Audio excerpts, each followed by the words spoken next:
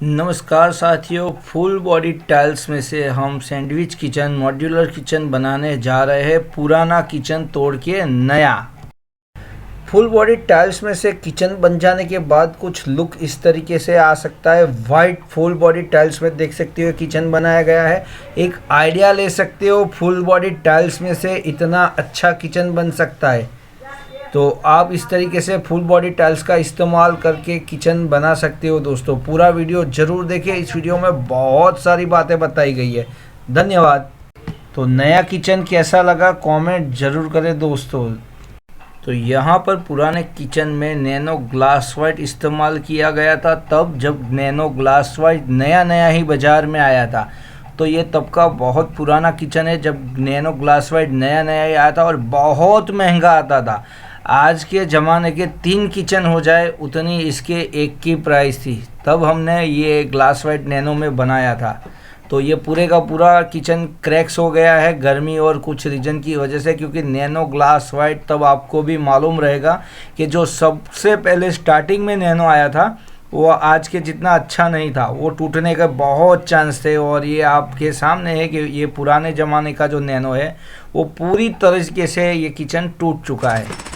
अब जब पुराना किचन है तो आपको भी मालूम ही रहेगा कि पुराना काम कितना सॉलिड होता है। ये पुराने ज़माने के जो काम थे ना, उसको तोड़ना भी उतना कठिन है। ये नैनो ग्लास वाइट तो अपने आप टूट चुका, लेकिन इसका जो किचन है इसको तोड़ने में हमें पूरे 3 दिन लगे। एक किचन के टॉप को तोड़ने में 3 दिन लगे, क्योंकि किचन टूटने का नाम ही नहीं ले रहा था। आप खुद देख लो, आपको पता चल जाएगा कि उस ज़माने का जो काम होता था वो कितना अच्छा होता था। तोड़ना चाहे तो भी हम उसे तोड़ नहीं पाएंगे, इतना मजबूत काम था उस ज़माने का। उस ज़माने का जो सीमेंट आता था वो उतना अच्छा आता था कि 3 दिन तक हम इसको तोड़ नहीं पाए।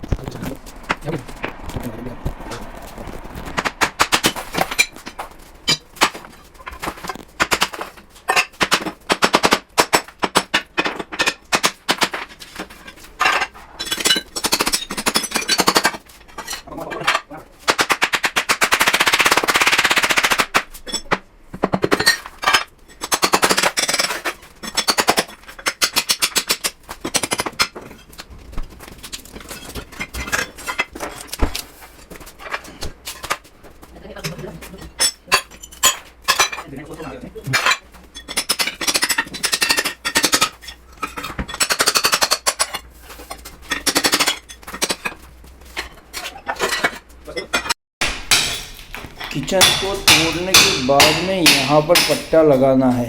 तो पहले थोड़ा इस तरीके से 2 इंच ऊपर एक दीवार पे छेद लगा लेना है ग्राइंडर से।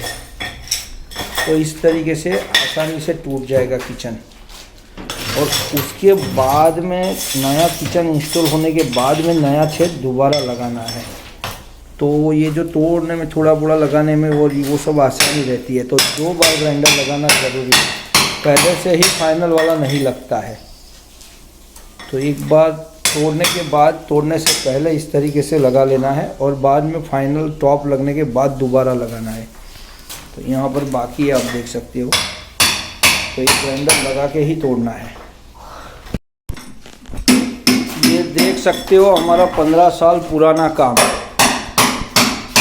कि इसको तोड़ना कितनी मेहनत कर रहे हैं, लेकिन इसका जो पड़ है वो निकल नहीं रहा है। क्यों? क्योंकि इसके नीचे हम गोल बना के डाल के बिठाते हैं और ये मसाला इतना सॉलिड है, आप देख सकते हो। सुबह से तोड़ रहे हैं लेकिन ये निकल नहीं रहा है, वरना क्या होता है इसका लेयर ही निकल जाता, लेकिन ये लेयर निकल ही नहीं रहा है। इतना ये सॉलिड है किचन। सुबह से तोड़ते हुए थक चुके हैं, आप देख सकते हो। और यहाँ पर ये पॉलिश देख लो, इतना पॉलिश निकला है इसके नीचे से।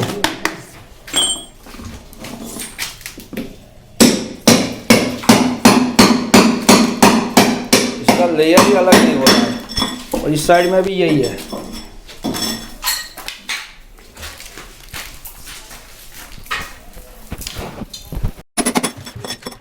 ये लेबर नहीं है, वो चाहिए मैं वो पार्टनर है, आप देखो नंबर है, इसके लिए नहीं है, मैं तो बीच में सवाल है,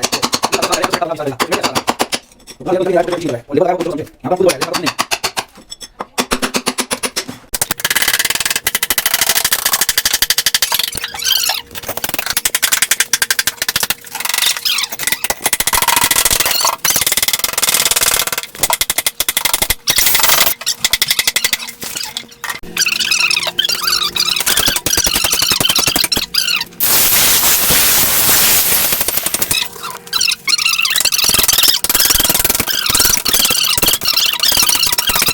अब वाइट फुल बॉडी टाइल्स है तो वाइट एडेसिव आता है, आप ये रेडीमेड एडेसिव का इस्तेमाल कर सकते हो। फिर इसमें डालने का मलम आता है जो हमारे एडेसिव में डाल के भी हम वाइट कर सकते हैं, ऐसा एक तरह का मलम भी आता है। 10x आता है, यानी कि आप कुछ भी किसी भी तरीके से इस तरीके से इसे वाइट चिपका सकते हो। किसी भी एडेसिव को अच्छे से चिपकाने के लिए दो पत्थर को रगड़ना ज़रूरी है, दाएं बाएं आगे पीछे हो सके उतना हिलाओ, आपको फ़र्क अपने आप मालूम पड़ जाएगा। रगड़ने की वजह से जितना उसका स्टैंड आता है उतना डायरेक्ट इंस्टॉल करने पर नहीं आता है। तो दो पत्थर को थोड़ा रगड़ के ही किसी भी चीज़ को चिपकाते हैं, दो पत्थर को तो रगड़ना ज़रूरी है। अगर ये पट्टी छोटी लगाई है तो इसके पीछे इस तरीके से फास्ट एयरलाइट का इस्तेमाल करके इसको तुरंत वाटा लगा लेना है, इस तरीके से हमें, ताकि ये कभी निकले नहीं। तो ये वाटा लगा लेना है फास्ट से, तो फास्ट एयरलाइट से इस तरीके से पूरे में ये वाटा लगा लेना है। देखो आप देख सकते हो, तो ये पट्टी निकलने के चांस कम हो जाएंगे। वाटा पूरी जगह पर ऐसे अच्छे से लगा लेना है पीछे के हिस्से में, और जब तक ये सूख ना जाए तब तक वाटे की तरह इसको चढ़ाते रहना है, तो ये अच्छे से चिपक जाएगा। इसको इस तरीके से अच्छे से फिलिंग कर लेना है सूखने के बाद, ताकि मोल्डिंग के टाइम में खुले नहीं। और अगर मोल्डिंग के टाइम में कहीं पर खुल जाता है तो फास्ट एयरोलाइट का इस्तेमाल करके हमें वो छेद निकाल देने हैं, तो मोल्डिंग में बेहतरीन रिजल्ट मिलेगा। जीरो चिपिंग की ब्लेड से घिसाई के बाद में छेद निकलते हैं, तो अगर मोल्डिंग के टाइम में कुछ जगह पर आपको खुला मिलता है तो इस तरीके से हमें दोबारा से पेस्ट बना के लगा लेना है। इसके अंदर जो फास्ट वाली आती है, ये फास्ट वाली और ये दोनों चीज़ मिक्स करके हमने लगाई है, तो ये तुरंत सूख जाएगी, वरना क्या मोल्डिंग में टाइम आपका ख़राब होगा। तो तुरंत सुखाने के लिए फास्ट का इस्तेमाल करना है और ये वाइट वाली पेस्ट का, और इस तरीके से पूरा टचिंग कर लेना है, ताकि मोल्डिंग के बाद में आपको कुछ ऐसा रिजल्ट मिलेगा, कहीं पर भी एक भी छेद नहीं मिलेगा। अच्छा रिजल्ट के लिए ये ज़रूर करें। अगर ये सही नहीं है तो इसको फास्ट वाला ट्यूब डाल के इस तरीके से तुरंत आप चिपका सकते हो। इसके अंदर फास्ट और ये दोनों मिक्स किया हुआ है, तो ये बहुत जल्दी सूख जाएगा।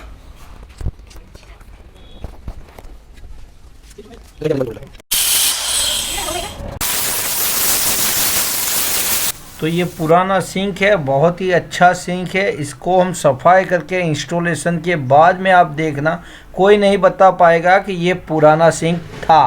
नमस्कार भाइयों, किसी भी किचन का सिंक इंस्टॉल करना है तो टॉप लगाने से पहले कटिंग नहीं होता है, टॉप लगाने के बाद कटिंग होता है, आप देख सकते हो। और बाद में लगाने पर आपको भी मालूम होगा कि इस कोने पर इस तरीके से नीचे से हल्का सा छेद रह जाएगा। तो क्या करना है, एक हल्का हल्का इतना छेद आप ले सकते हो, एक हल्का सा, तो दोनों साइड इस तरीके से हल्का हल्का छेद ले लेना है। और उसके बाद में वीडियो में ही आना चाहिए, तो इस तरीके से ये आप कोना तोड़ सकते हो नीचे से। अब ये वाला ले लो, इस साइड से, इस साइड से। तो ये जो छेद होता है ये नीचे वाला, ये नड़ेगा आपको, इसकी वजह से इंस्टॉल नहीं होगा। तो इसको इस तरीके से हल्के से थोड़ा थोड़ा करके तोड़ देना है, ये बड़ी आसानी से टूट जाएगा। इसका फायदा क्या है, कभी भी आपका किचन का टॉप टूटेगा नहीं, वरना यहाँ से टूट जाने का चांस सबसे ज़्यादा है। आप चाहो तो पत्थर के निचले हिस्से में भी खांचा कटिंग कर सकते हो, सिंक पहले कटिंग कर सकते हो, लेकिन इंस्टॉलेशन में वो टूटने का चांस बहुत बढ़ जाता है। किचन का सिंक पहले कटिंग करने की वजह से सही से इंस्टॉल भी कई बार नहीं कर सकते हैं। अब ये पुराने किचन में से नया किया है तो टाइल्स पहले से लगी हुई होगी, तो टॉप इंस्टॉल हो जाने के बाद में सही वाला मेजरमेंट अब निकलता है। वो मेजरमेंट लेके हमें दीवार से अपना जो पट्टा आता है, ग्रेनाइट का डेडो आता है, उसका कटिंग अब बड़ी आसानी से सही मेजरमेंट में हो जाता है। तो पहले थोड़ा छोटा कटिंग करना होता है, सही मेजरमेंट वाला कटिंग अब बाद में होता है। नमस्कार भाइयों, ये आज से 15 साल पुराना काम है, जब कोई एडेसिव था ही नहीं और ना कोई एडेसिव हम इस्तेमाल करते थे। तो ये दीवार पे ग्लेस्टाइस लगी हुई है और आज के ज़माने में तो अपने आप दीवार से निकल जाती है, आपको भी मालूम होगा। तो ये 15 साल पहले का काम देखो, 4 बार ग्राइंडर लगाया है, उसके बावजूद ये छोटी छोटी पट्टियाँ भी दीवार से निकलने का नाम नहीं ले रही है। इतने छोटे छोटे पीस निकलते हैं। ये कोई एडेसिव में नहीं, उस ज़माने में 2 सीमेंट चलते थे, एक कमल सीमेंट और दूसरा अंबुजा सीमेंट। ये 2 में से एक में लगा हुआ है। तो आप देख सकते हो इसकी स्टैंड सीमेंट में लगी हुई टाइल्स है, कोई एडेसिव नहीं है। 4 बार ग्राइंडर लगाया है फिर भी ये टूट नहीं रही है। और ये सारा ऐसे का ऐसा ही है, आगे छूटने का नाम नहीं ले। यहाँ भी 2 ग्राइंडर लगाए हैं, एक नीचे लगाया था, 3 बार ग्राइंडर लगाया है, तब जाके ये दीवार का इतना पट्टा टूट रहा है। और ये अभी भी नहीं टूट रहा है। तोड़ो जल्दी से फटाफट से।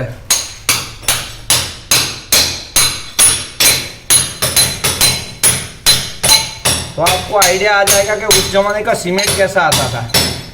कोई एडेसिव में नहीं लगा हुआ है।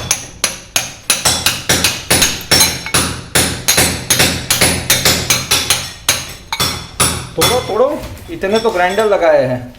लेकिन छूट नहीं रहा। 4 बार ग्राइंडर लगाने के बाद भी ये टूटने का नाम नहीं ले रहा है।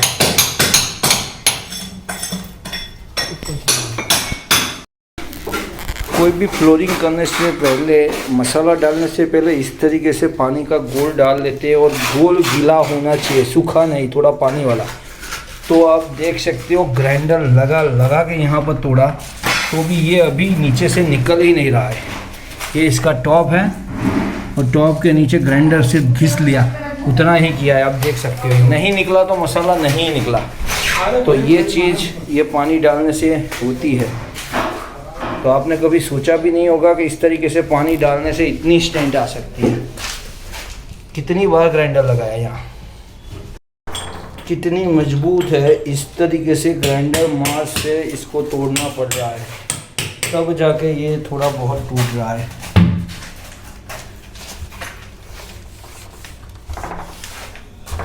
पुराना काम, बहुत ही साला सीमेंट अच्छा आता था तब।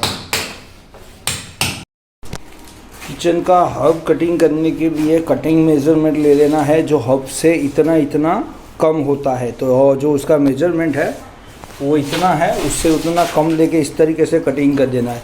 और नीचे के हिस्से में उतना मसाला पहले से चढ़ाना होता है। अगर कम मसाला होता है तो हब इंस्टॉल नहीं होता है, नीचे का पूरा पत्थर कटिंग करना पड़ता है। इसके अंदर मसाला मेजरमेंट से चढ़ाया है तो सिर्फ उसकी बैटरी और पाइप के हिसाब से ही छेद किया हुआ है, वरना पूरा पत्थर कट जाएगा। तो हब इंस्टॉल करने के लिए मेज़रमेंट लेना है। और जब ये किचन बनाते हैं टॉप, तो उसका जो थिकनेस होती है उतना मसाला पत्थर के साथ में बनता है। पत्थर का और मसाले का मेज़रमेंट जितना हब का मेज़रमेंट है उतना होता है। हब का कटिंग इस तरीके से किया जाता है। तो आप देख सकते हो इस तरीके से हमने कटिंग कर दी है सारे के सारे कोने।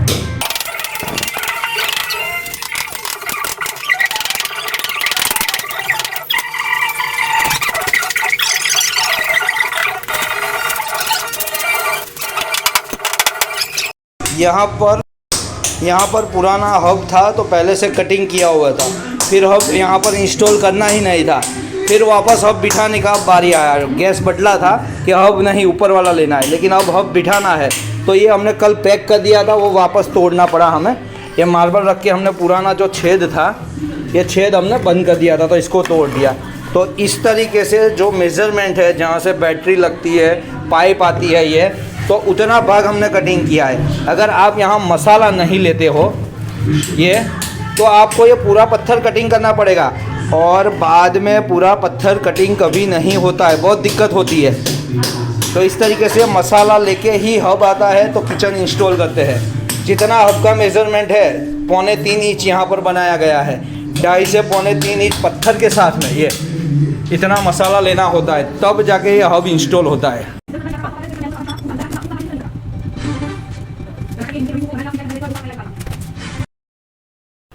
ग्लास नैनो वाइट का पुराना किचन तोड़ के ये हमारा हो गया है तैयार फुल बॉडी वाइट टाइल्स में से किचन। दोनों के लुक वाइज आप देख सकते हो दोनों में कौन सा अच्छा लगा।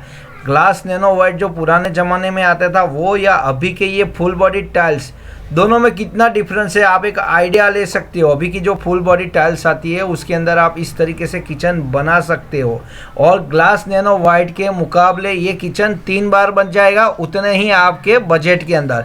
तो आपको ये आइडिया कैसी लगी कमेंट में ज़रूर बताएं। धन्यवाद दोस्तों, दिल खोल के कमेंट लाइक ज़रूर किया करें। वीडियो कैसा लगा ज़रूर बताएं।